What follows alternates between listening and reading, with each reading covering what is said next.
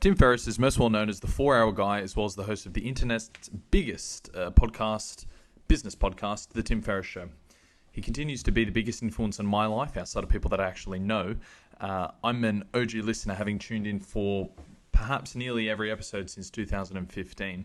I really have an unbelievable respect for Tim and what he has done, and this video is going to highlight his success because he's got multiple different streams of income, which are just all independently incredible. So Tim, if you are listening, I wrote a little homage to you on my blog about a year ago called My Vagabond Mentor, which I will link to in the description. So the amount of self-made achievements that Tim has listed on his belt is really remarkable. It's ridiculous. He's an overachiever of overachievers. People's life's work would be justified by just one of these notches to the belt, but Tim himself has multiple 5, 6, 7. He really is a remarkable person. We're going to talk about his different streams of income and the amount of independent wealth each of those has made. The podcast, the blog, which includes the email list, his authoring, his books, and then, of course, the big stream of all, his investments. So, a little bit about Tim. He speaks multiple languages, all mastered as an adult, the most fluent of which is his Japanese. He's written one of the best-selling books all time, The 4-Hour Workweek, and he's got a podcast that's, I would say, more or less teetering on 1 billion downloads. He's one of the biggest email lists in the world. He's a professional at so many little oddities that it verges on a little bit weird. He trained horseback archery in Japan. He got into the Guinness World Records for tango dancing in Argentina. And he's an expert in nutrition and physical health. He's a big dick swinger in psychedelic research. So he's one of the largest independent donors for funding of MDMA and I believe mushrooms, as well as a form of psychotherapy. He wears a very good bald head, I would say. He's an incredibly successful angel investor, and most importantly to himself and to us as well, is that he is a mentor to millions of people. So no more dilly-daddly, let's get into it. What are we going to look at? Number one, we're going to look at here the podcast. So, for the sake of transparency, I found all this online, most of it on AngelList and other online publications. So I'm completely aware that it's probably changed a little bit, and perhaps the numbers are certainly going to be taken with a large grain of salt. It would be brilliant to actually hear Tim speak a little bit more about his personal finances. I know it's obviously not something you really want to speak to millions of people about, but since he has so many professional money managers and experts on the markets on, it'd be great to hear a little bit of a self-inflection there on some of these topics. But let's start with the audio arm of the Tim Ferriss Empire, the Tim Ferriss Show. So Tim reportedly makes up to $100,000 per episode of the podcast that he publishes. I think this actually is an underestimation. If you look at the disclaimer on his advertisements for his podcast, he claims that he sort of asked for up to starting at least $50,000 per advertiser per episode. Now, I've listened to hundreds of his podcasts. I know that he reads multiple episodes per podcast, sometimes up to 5, maybe 6. So you could assume that if he's getting the 50K, which is sort of the minimum buy-in, with 5 or 6 different advertisers, that simple arithmetic will leave you $250,000, $300,000 per episode. There is just a part of me that thinks that isn't the case. So I think he's not earning up to $300,000 an episode. I think we can more safely assume it's going to be between $100,000 to $200,000. Nonetheless, it's an incredible amount of money for what it is. I mean, he's turning on a couple of cameras and a couple of mics and speaking to incredibly engaging, influencing people, which he himself is inherently curious. So it's not like this is a hard, laborious, arduous task for him to undertake. However, obviously it's the consequence of him being such a marketing genius and having such an amazing brand that he gets to leverage his time and his podcast for this sort of sum of money. But this is just for the advertising arm of it. I'm going to continue here. Tim released podcast number 426 today. So the date is early 2020. And assuming that at least the last 100 episodes could have yielded him that kind of ad rate, we can assume that the last 100, 150, maybe 200 episodes, he was getting more than $100,000 in revenue per episode from. Now, this is sort of income that does have a linear rate. So as his podcast gets bigger, as more people tune in, as advertising worth goes up, so will the revenue that he receives for his advertisements. But we can be sure that this podcast audio venture has earned him at least a couple of $1 million so far. And again, I just want to caveat by saying I think that's a very conservative estimation. And that's not to mention the yield from the second and third order effects that he would reap from having such a platform. The second and third order effects could be more attention that received for his book launching, more people that he can get secured onto his email list, more investors and startup entrepreneurs out there who want to secure his funds for their external fundraising. So the second and third order effects are hard to give a dollar figure to quantify, but you can say that they are significant in addition to the hundreds of thousands of dollars per episode that he's making, and he'll publish 1 to 2 episodes a week as well. So the pod makes him loads of money, but I would, again, just say that the financials are 4th or 5th generation motivations for Tim here. He really loves interviewing people. He has a deep curiosity and is himself an insatiable learner.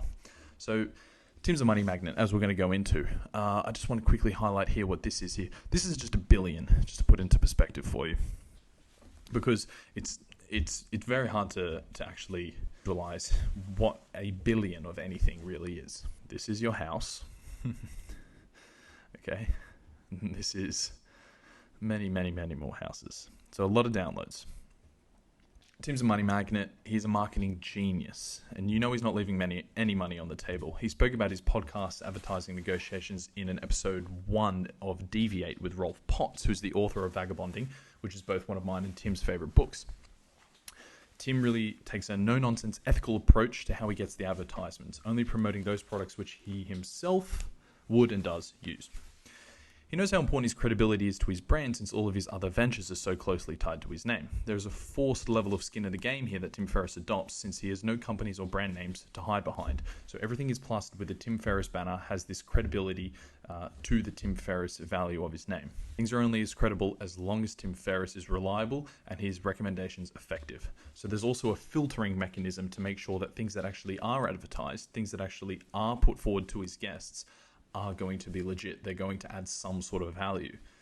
They're not a shallow get rich quick course online. Guests of the show include LeBron James, Arnold Schwarzenegger, Ed Norton, Jamie Foxx, and then hundreds of less known, but I would say more interesting guests as well. Typically, they are outlier high performers and titans of industry. The prerequisite for appearing on Tim's show is being an exceptional overachiever, which rules all of us out.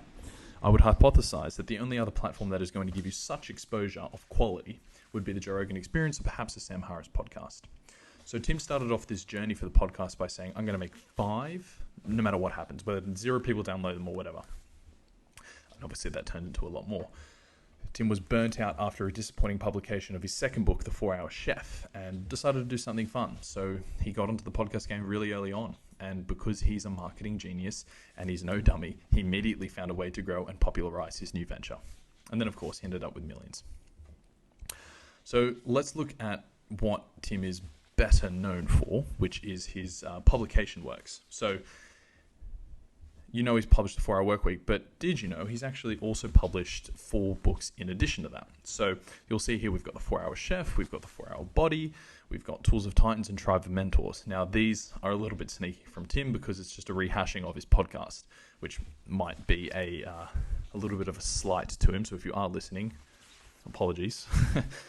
There's still loads of value to be had in both of these books because you never actually ingest something really on the first take. If you listen to all the podcast episodes and then read the book, there would still be further value to be had by reading the books again, for example.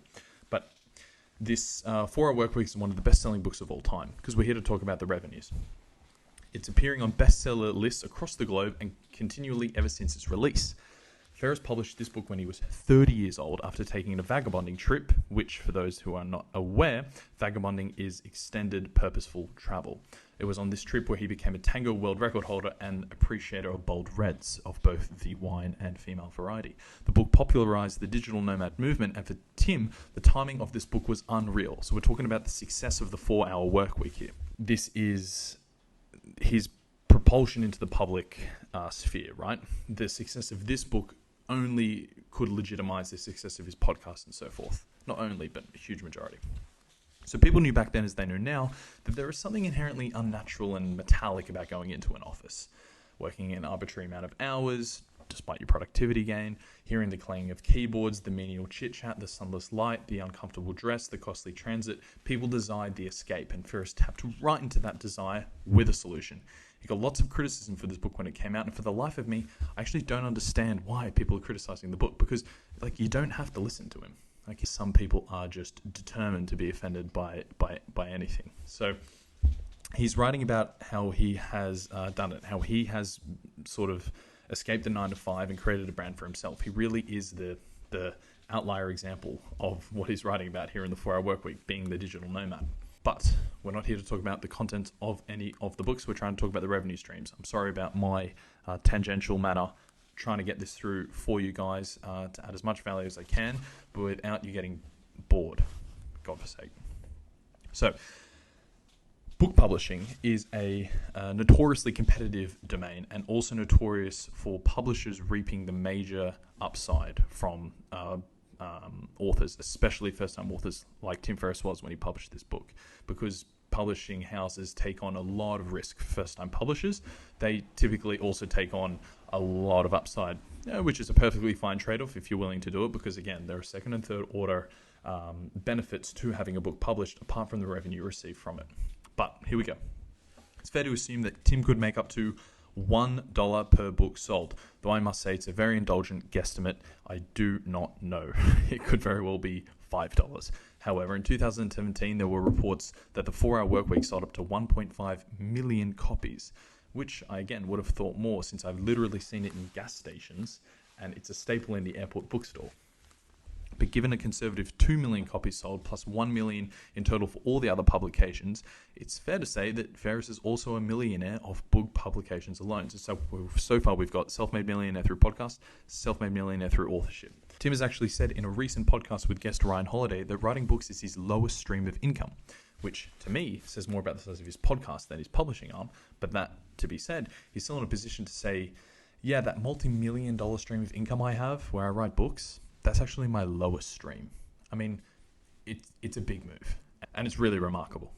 But there we go, another multi-million dollar payday, which will generate income as long as the Tim Ferriss brand remains popular. Now, let's have a look at the blog.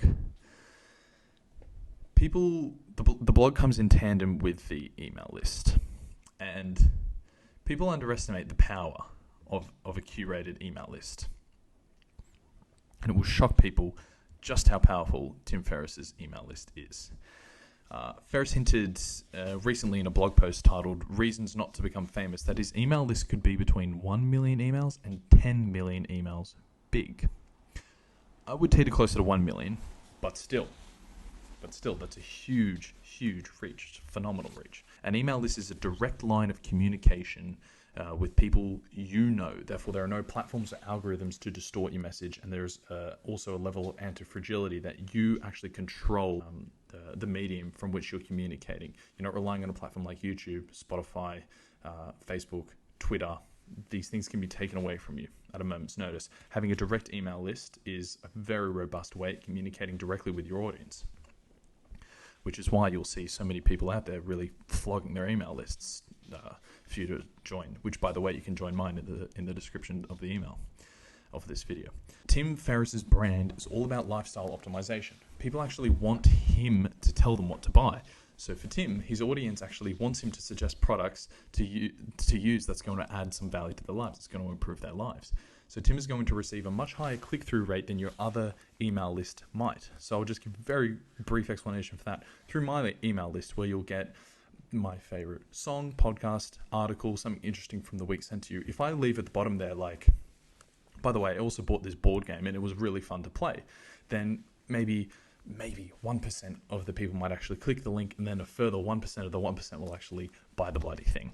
Tim Ferriss he has manipulated his brand to the point where people actually want that information said to them. So he's going to have a much higher percentage of his people click through, and he's already sending it to more than 1 million people. So we're talking big dollars here. We're talking big click through. So Tim has this click of a button access to over 1 million people that all want, at the very least, to hear the products he's talking about. Through affiliated marketing, Ferriss will make hundreds of thousands, if not $1 million a month, simply through his weekly 5 Bullet Friday email.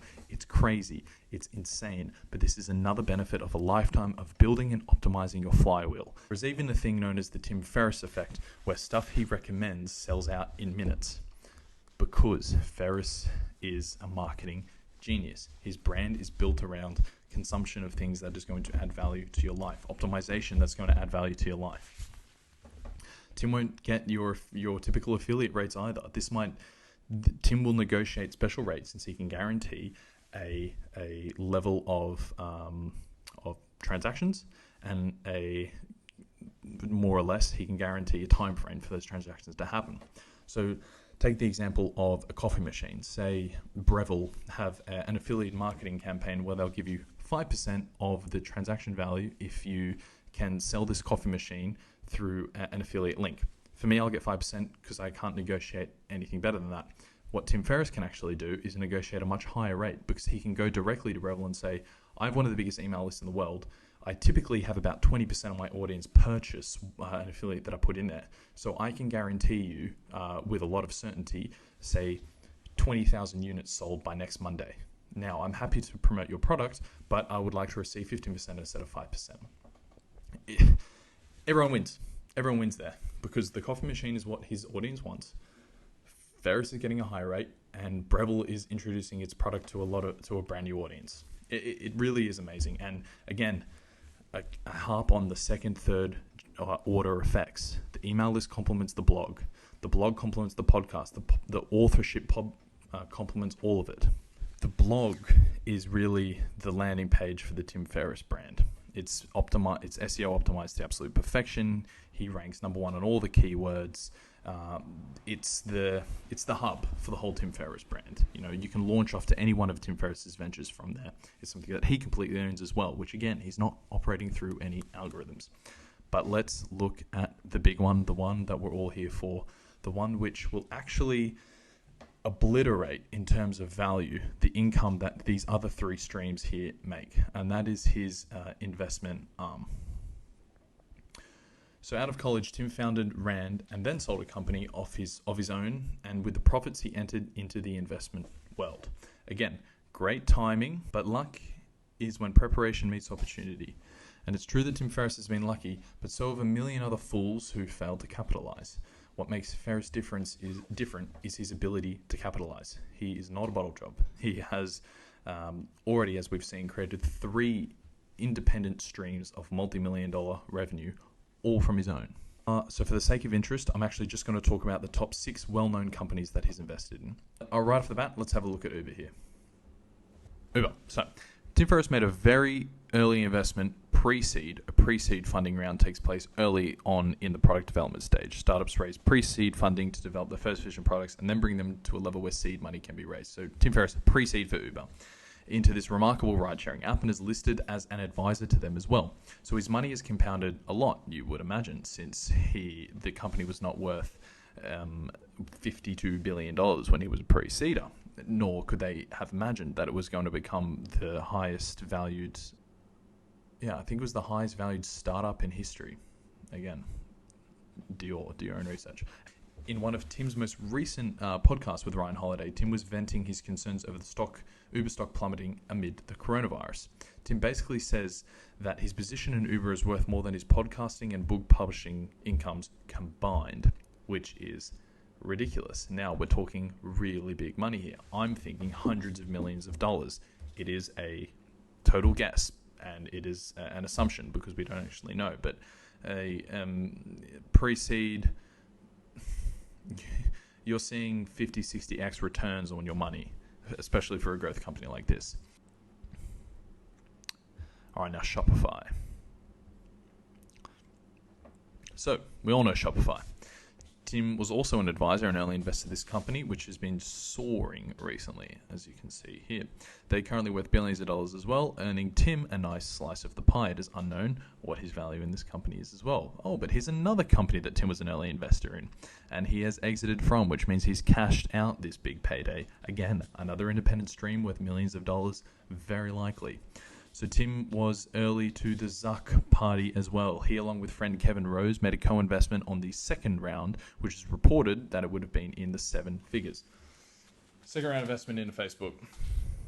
It's worth $534 billion. Second round, 7-figure investment chopped in half. Again, another source, multi-million-dollar payday.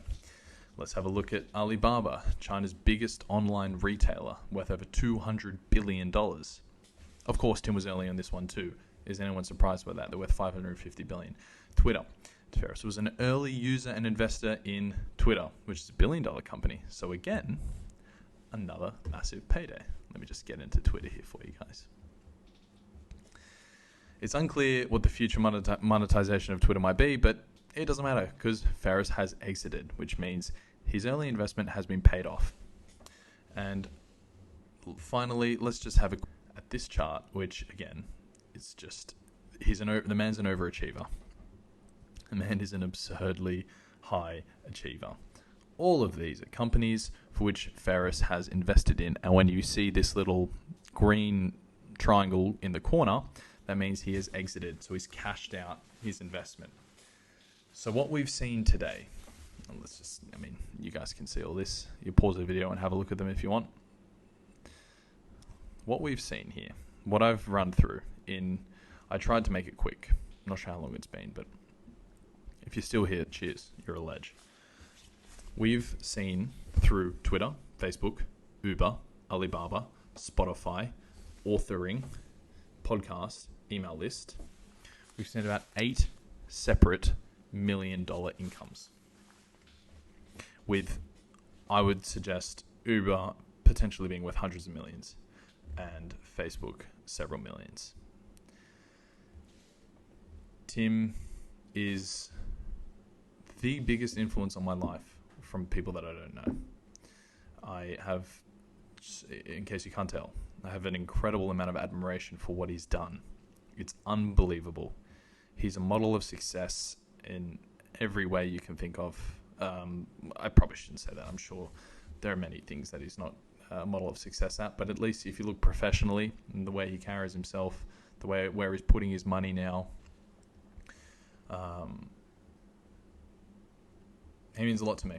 But I have written down a little bit more for you. Also, Tim is one of the largest money bags behind psychedelic research as a treatment of PTSD, depression, and other forms of mental health. Don't be surprised to see Tim achieve a few more industry-defining ventures before he checks out.